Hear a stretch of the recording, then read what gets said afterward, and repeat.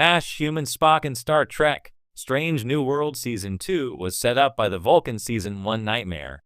When Star Trek Strange New World Season 2 boldly embraced the unexpected by temporarily transforming Spock into a full human, it sparked laughter, confusion, and curiosity among longtime fans. While the episode Charades delivered some of the show's most delightful character comedy, there is something deeper simmering beneath the surface. This wasn't just a body swap gag or a playful diversion. In fact, Spock's experience in Charades was subtly foreshadowed all the way back in Season 1, specifically in one of the Vulcan's most haunting and personal moments, his nightmare in the episode Spock-a-mock. What first appeared to be just a comical dream sequence turns out to be a significant thematic and emotional seed for Spock's journey across both seasons.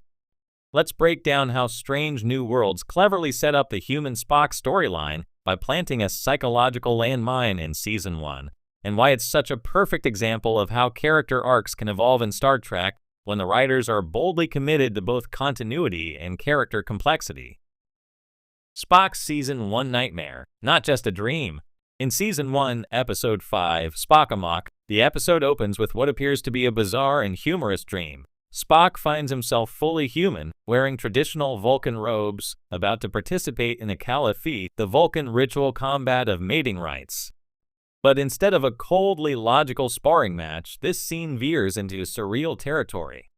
Spock's human self and Vulcan self argue, even fight, and the scene ends with the human Spock being symbolically defeated. On the surface, the scene was played for laughs.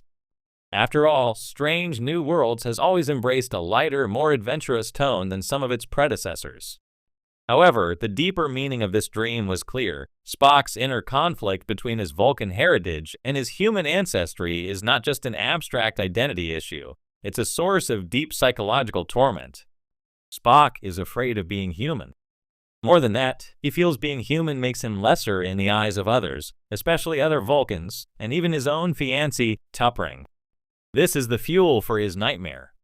His subconscious fears manifest as a duel between two versions of himself, and the shame of losing his Vulcan identity is represented in his dream as a literal defeat.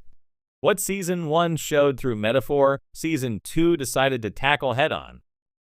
Charades in Season 2. Spock's worst fear comes true. In Season 2, Episode 5, Charades, Spock's worst nightmare becomes a literal reality. After a shuttle accident involving strange alien beings known as the Krakovians, Spock wakes up to find that his Vulcan DNA has been removed. He is now, biologically, 100% human. At first, the episode continues the comedic tone that Strange New Worlds has embraced in previous character-centric episodes. Spock grapples with his new emotions, his appetite for bacon, and his inability to meditate.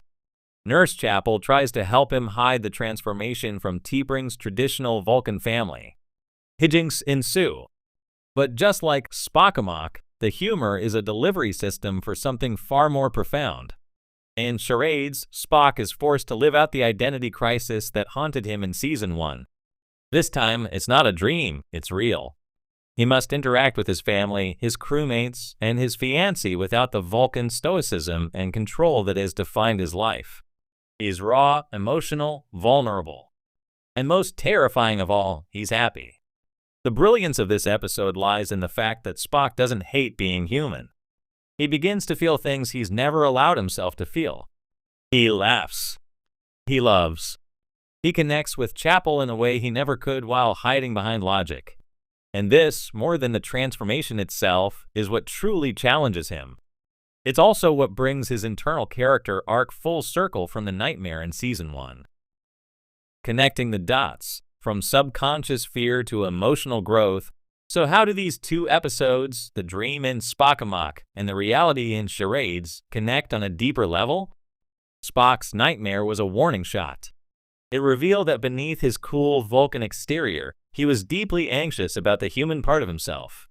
His fear wasn't just that others would reject him, it was that he would reject himself. The human Spock in his dream wasn't just a figure to be mocked or ignored. He was the part of Spock that was buried, denied, and struggling to survive. Charades forces Spock to confront that very part of himself in the real world. And by the end of the episode, something extraordinary happens. He begins to accept it. This acceptance doesn't come without cost.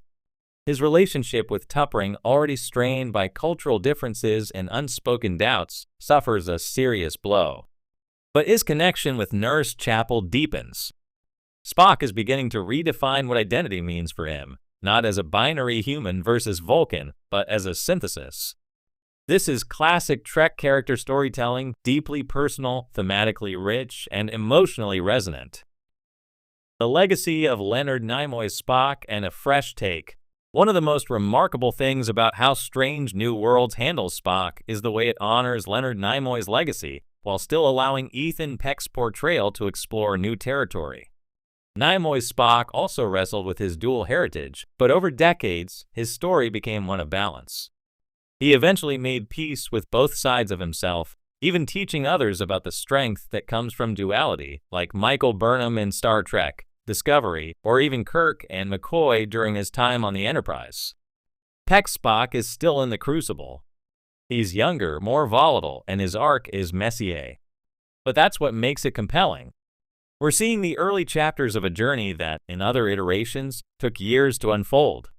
Strange New Worlds doesn't shy away from showing the raw, unpolished moments, the nightmares, the awkward first dates, the bacon cravings. And it's in this willingness to be vulnerable with its characters that Strange New Worlds finds its power. Spock's journey reflects Trek's evolution. Strange New Worlds doesn't just tell new stories, it evolves old ones. Spock's arc isn't an isolated case of character development. It's a reflection of how Star Trek as a franchise has changed. In the past, Star Trek often used characters like Spock or Data or Seven of Nine to explore the other, the outsider trying to understand humanity. But in modern Trek, the focus has shifted inward. Now, characters like Spock aren't just trying to understand humanity, they're trying to understand themselves. Identity isn't something to be reconciled with the outside world, it's something to be built from the inside out. By taking Spock's internal struggle and turning it into literal transformation, Strange New Worlds uses science fiction as it was meant to be used, not just to entertain, but to illuminate what it means to be human. Or Vulcan. Or both. The road ahead. What's next for Spock? Season 2 ends with many questions left unanswered. Where does Spock's relationship with Chapel go? What are the long-term implications of his brief human experience? How will he rebuild his relationship with T'Pring, or will he choose a different path entirely? One thing is certain, the nightmare is over, but the journey isn't. The psychological groundwork laid in Spock-a-mock and paid off in charades suggests that Strange New Worlds is committed to a long-form exploration of Spock's identity. And considering that Spock is one of Star Trek's most iconic and enduring characters, it's thrilling to watch a version of him that still has so much to learn, so much to feel, and so much to become. Whether or not he finds balance soon, what matters most is that Strange New Worlds has given him the space to fall apart and rebuild himself. Not just once, but again and again, each time stronger, more whole, and more authentically Spock. Final thoughts. Storytelling with heartfelt.